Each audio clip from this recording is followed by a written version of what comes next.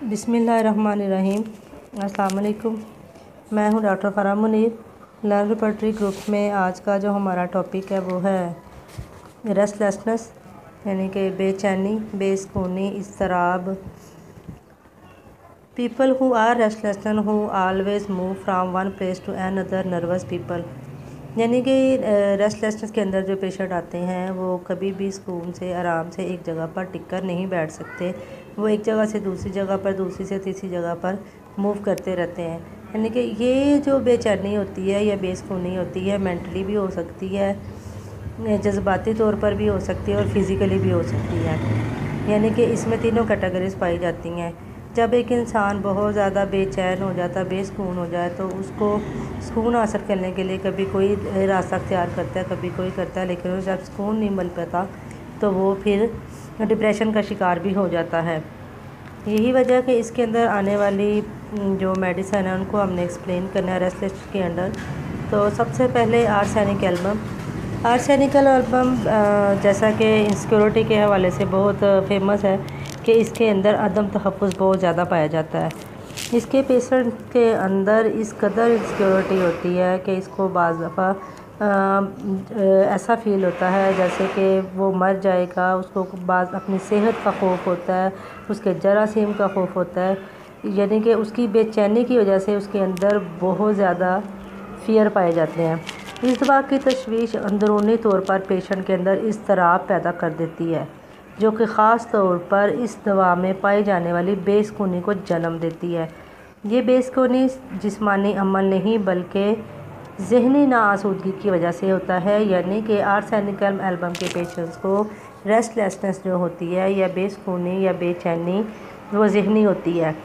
जब ये कंडीशन बढ़ती चली जाती है तो इस सूरत में मरीज़ एक जगह से दूसरी जगह, एक चारपाई से दूसरी चारपाई, एक कुर्सी से उठेगा दूसरी कुर्सी पर चला जाएगा। वो कई लोगों के पास यकीन दहानी और मदद के हसूल के लिए भी जाएगा। यानी कि इसके अंदर इस कदर बेचैनी पाई जाती है कि इसको किसी सूरत भी आर्सेनिक एल्बम के पेशेंट्स को रिलीफ नहीं मिलता। इसको ख़ास तौर पे अपनी सेहत के हवाले से बहुत ज़्यादा कह लें कि तशवीश होती है। उसकी वजह से ये बेचैनी का शिकार रहता है। बैठा बैठा मौत का खौफ इसके अंदर आना शुरू हो जाएगा। मरीज़ के जब मौत का ख्याल आता है तो उसके अंदर नाकाबिले बर्दाश्त हद तक इज़्तिराब पैदा हो जाता है। इस दवा का खौफ महज जिस्म में होने वाली कमज़ोरी और सेहत की ख़राबी का खौफ नहीं, बल्कि वही बात कि इसके पीछे छुपी हुई इनसिक्योरिटी है, अदम तहफ़्फ़ुज़ है, यानी कि मर जाने का खौफ होता है। इस वजह से इस दवा की बहुत सी अलामात जब बढ़ जाती हैं तो अपनी तमाम हदूद टांग लेती है। तो उस वक़्त मरीज़ को ये बेचैनी होती है कि उसको कैंसर तो नहीं हो गया। फिर वो जब उसके अंदर फ़ियर ऑफ कैंसर आ जाता है तो फिर वो डॉक्टर घूमता है ताकि कोई डॉक्टर इसके खौफ की तस्दीक कर दे। हालांकि इसके टेस्ट सारे नॉर्मल होते हैं, तब भी इसकी तसल्ली नहीं होती। इसके अंदर खौफ, बेसुकूनी इसे दूसरे डॉक्टर के पास जाने पर मजबूर कर देती है। इसमें कैंसर का या कोई भी डिज़ीज़ का खौफ इसलिए पैदा हो जाता है क्योंकि मौजूदा दौर में एक ना ठीक होने वाली और मौत से हमकिनार करने वाली बीमारी है। इसी वजह से जब उसे मालूम होता है कि मुझे खौफ आ गया, उसके दिल में कहीं उसको कैंसर तो नहीं हो गया या मौत के खदशात बढ़ जाते हैं, तो इसको इतना मुस्तरब कर देते हैं तो फिर वो इस कदर खौफ में मुब्तला हो जाता है कि फिर उसके अंदर ये बेचैनी, बेसुकूनी किसी तौर पर भी कम नहीं होती। अगर किसी पेशेंट्स के अंदर इस तरह की कंडीशन पाई जाती है तो वहाँ पर हम आर्सेनिक एल्बम की मज़ीद सिम्टम्स देंगे और उसका ट्रीटमेंट करेंगे। तो फिर इंशाल्लाह ताला उसकी ये इनसिक्योरिटी, फ़ियर ऑफ हेल्थ और रेस्टलेसनेस वगैरह की तमाम कंप्लेंट्स जो है ना वो ख़त्म हो जाती हैं। नेक्स्ट हमारी जो मेडिसन है वो है टेरेंटोला। टेरेंटोला के जो पेशेंट होते हैं इनके अंदर भी बहुत ज़्यादा बेचैनी पाई जाती है और इनकी जो अंदर बेचैनी होती है वो कह लें ज़हनी तो नहीं होती, लेकिन असाबी बहुत ज़्यादा पाई जाती है। ये लोग हद से ज़्यादा एक्टिव होते हैं। यानी कि इनके अंदर इस कदर एक्टिविटी पाई जाती है कि ये किसी सूरत भी सुकून से नहीं बैठते। फॉर एग्ज़ाम्पल टेरेंटोला के पेशेंट अगर बैठे हुए हैं तो उनके पाँव की जो मूवमेंट है ना वो जारी रहेगी। वो किसी सूरत पर भी उनके पाँव जो है ना वो सुकून से नहीं होते, क्योंकि इसका जो निज़ाम का टेरेंटोला के पेशेंट्स को होता है, इनका असाबी निज़ाम अफेक्टेड होता है जब इनके असाबी निज़ाम के अंदर ख़राबी वाक़या हो जाती है तो इस दवा के मरीज़ को ये महसूस होता है कि उसके असाब के जो कॉइल है वो स्प्रिंग की तरह एक दूसरे से लिपट गई है, जिसकी वजह से ये बहुत ज़्यादा तनाव का शिकार हो जाते हैं। जब वो बहुत ज़्यादा तनाव का शिकार हो जाते हैं तो फिर उनके अंदर बहुत ज़्यादा बेचैनी पाई जाती है। वो इस बेचैनी की वजह से मजबूर हो जाते हैं कि ख़ुद को मसरूफ़ रखें या काम में लगाए रखें या फिर बग़ैर साकत हुए मुसलसल हरकत में रहें। यही वजह है कि जब ऐसे पेशेंट के अंदर बहुत ज़्यादा दबाव के तहत ये ज़िम्मेदारियाँ इनके ऊपर आ जाती हैं तो ये मुसलसल अपने इस दबाव को, इस दिमागी निज़ाम को कम करने के लिए काम करते रहते हैं, मसरूफ़ रखते हैं।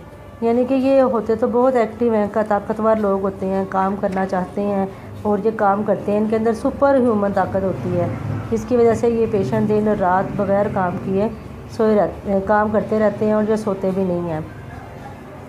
ऐसे पेशेंट्स के अंदर मुसलसल बेसुकूनी पाई जाती है। ख़ास तौर पर टांगों के अंदर टांगों की बेसुकूनी की इनकी अहम खसूसियत है। टेरेंटोला के पेशेंट्स की टांगों में बहुत ज़्यादा बेसुकूनी पाई जाती है, लेकिन इसका मतलब यह नहीं कि सिर्फ टांगों में इसकी बेसुकूनी होती है, बल्कि तमाम जिस्म में भी बेसुकूनी पाई जाती है। गच्चे के टेरेंटोला के अंदर शदीद किस्म की बेसुकूनी नहीं होती, लेकिन फिर भी इसका मरीज़ जो होता है सारी रात करवटें बदलता रहता है। बिस्तर पे जब वो सोया रहा होता है तो वो जब सुबह उठते हैं देखते हैं कि उसका सर जो होता है वो बिस्तर के पाँव की तरफ होता है और बिस्तर की तमाम चादर सलवटों से भरी होती है। यानी कि इस टेरेंटोला के स्पानिया की बेसुकूनी और असाबी तनाव इब्तदाई तौर पर असाबी निज़ाम को इस कदर मुतासर कर देते हैं कि इसके जो असरात की इब्तदा है वो सेरेब्रम से होती है और ऐसा ऐसा रीढ़ की हड्डी की तकलीफ की तरफ बढ़ जाती है।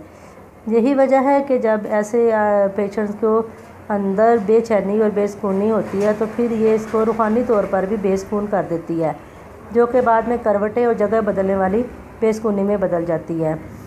टेरेंटोला के पेशेंट्स बहुत ज़्यादा जल्दबाज होते हैं, ये काम करना चाहते हैं और जल्दबाजी में इस कदर वो बेसब्रेपन का होता है कि वहाँ पर भी इनकी बेचैनी देखने वाली होती है। फॉर एग्ज़ाम्पल, अगर कोई गली में आहिस्ता आहिस्ता चल रहा है तो टेरेंटोला का मरीज़ रास्ता ना मिलने पर गुस्से में आ जाता है और चाहता है कि दूसरा शख्स भी उसकी तेज़ी के साथ गली से गुज़रे। यानी कि इसके अंदर इस कदर बेचैनी और बेसब्री पाई जाती है कि ये बर्दाश्त ही नहीं कर पाता कि कोई लेज़ी है। ये घर की तरफ जाते हुए टेरेंटोला का मरीज़ तेज़ से चलता है और बाज़ दफ़ा ऐसा लगता है आपको कि जैसे ये पंजों के बल दौड़ा है। इसकी वजह ना सिर्फ ख्यालात होते हैं, बल्कि ज़्यादातर इसकी वजह मजबूर कर देने वाली शदीद हरकत की ज़रूरत होती है। यही वजह है कि टेरेंटोला के पेशेंट को मौसीकी से इसको सुकून मिलता है। जब कहीं पर भी इसके असाबी तनाव बहुत ज़्यादा बढ़ जाता है, बेचैनी बढ़ जाती है, तो अपने असाब को सुकून देने के लिए ये पेशेंट जो है ना वो मौसीकी को सुनता है और जब फिर ये मौसीकी सुनता है तो फिर इसको सुर ताल पर टेरेंटोला के मरीज़ उछल कूद कर या डांस करके अपने जिस्म की तेज़ी को सुकून में लाने की कोशिश करते हैं। लेकिन ये एक कह लें कि इसकी अच्छी कंडीशन नहीं होती टेरेंटोला के पेशेंट्स की, लेकिन चूँकि इसके अंदर बेसुकूनी बहुत ज़्यादा पाई जाती है, जब इसके अंदर दबाव बढ़ जाता है तो फिर उसके अंदर ये वाली कंडीशन आना शुरू हो जाती है। नेक्स्ट हमारी मेडिसिन है रस्टाक्स। रस्टाक्स के अंदर भी बहुत ज़्यादा बेचैनी पाई जाती है, लेकिन इस रस्टाक्स के पेशेंट्स की जो बेचैनी है उसका तल्लक इसके जोड़ों में अकड़ और सख्ती की वजह से होता है। यानी कि ऐसे पेशेंट्स के अंदर जब अचानक से गर्म या सर्द होने की वजह से ऐसी कैफियत पैदा हो जाती है जिसमें अकड़ और सख्ती हो जाती है तो फिर वो इसके लिए काबिल बर्दाश्त नहीं रहती, तो वो फिर अपने इस कंडीशन के ऊपर काबू नहीं पा जाता तो बेसुकूनी का शिकार हो जाते हैं। यानी कि इसके पेशेंट्स के अंदर बहुत ज़्यादा बेचैनी पाई जाती है, लेकिन आर्सेनिक एल्बम से कम। आर्सेनिक एल्बम के अंदर दिमागी तौर पर बेचैनी पाई जाती है, जबकि रस्टाक्स के अंदर फ़िज़िकली तौर पर ज़्यादा बेचैनी पाई जाती है। ये जो लोग चूँकि अपना दिमागी तौर पर सख्त मिजाज होते हैं और लचक का इजहार नहीं करते, इसी वजह से इनका जो है ना वो मखसूस ख्याल पर जम जाते हैं। ख़ुद को जज्बाती तौर पर ये लोग बांधे रखते हैं। यही वजह है कि इनमें अंदर दिमागी या जज्बाती किस्म का जो अकड़ाव और सख्ती होती है वो आप फील कर सकती हैं। जिस्मानी तौर पर जब इसके अंदर बहुत ज़्यादा सख्ती बढ़ जाती है, अकड़ाव और कह लें कि पट्ठों के अंदर खिंचाव आ जाता है, तो फिर ये पेशेंट हर वक्त हरकत करना चाहता है, यानी उसके अंदर इस कदर बेसुकूनी पाई जाती है कि ये फिर टिक के बैठ नहीं सकता। वो बार बार बाजू और टांगों को खोलता और फैलाता है ताकि उसकी ये बेचैनी और बेसुकूनी ख़त्म हो। जैसे ही उसकी अकड़न ख़त्म होती है, ऐसे पेशेंट्स की अंदर बेचैनी की जो कंडीशन है वो भी ख़त्म हो जाती है। गर्दन के मोरों के पास से वो बहुत हसास होता है, हर वक्त अपनी गर्दन को फैलाने और घुमाने की कोशिश करता है। गर्दन के हिस्से पर वो ठंडी हवा के झोंके बर्दाश्त नहीं करता है। चूँकि इसके पेशेंट्स के अंदर कुंजहनी बहुत ज़्यादा पाई जाती है, इसलिए इसको इतना ये नहीं होता, लेकिन फ़िज़िकली जब इसको प्रॉब्लम्स आती हैं तो फिर ये मरीज़ बहुत ज़्यादा बेचैनी महसूस करते हैं, अपना पहलू बदलते हैं, चारपाई पर लेटे हों तो करवट बदलते हैं। अक्सर देखें कि इस दवाई का मरीज़ कुर्सी पर चित लेटा हुआ है और टांगें हिला रहा है। उस वक़्त वह महसूस कर रहा था कि उसकी टांगों पर शिकंजा कसा हुआ है, जिसकी वजह से वो हिस्सा अकड़ा हुआ है। इस कड़ाव को ख़त्म करने के लिए वो मुसलसल मुतासरा हिस्से को हरकत में रखता है और पूरी कोशिश करता है कि वो हिस्सा मुसलसल हरकत में रहे। यही वजह होती है कि जब रस्टाक्स के पेशेंट मरतूब मौसम में या बारिश के मौसम में भीग जाते हैं तो उनके अंदर बहुत ज़्यादा अकड़ाव और बेचैनी पाई जाती है। जब मरीज़ में पेन होती है, साथ साथ बेसुकूनी और बेचैनी पाई जाती है, जिससे छुटकारा पाने के लिए मुसलसल ऐसा पेशेंट हरकत करना चाहता है और वो एक जगह से दूसरी जगह पर आ जाता है।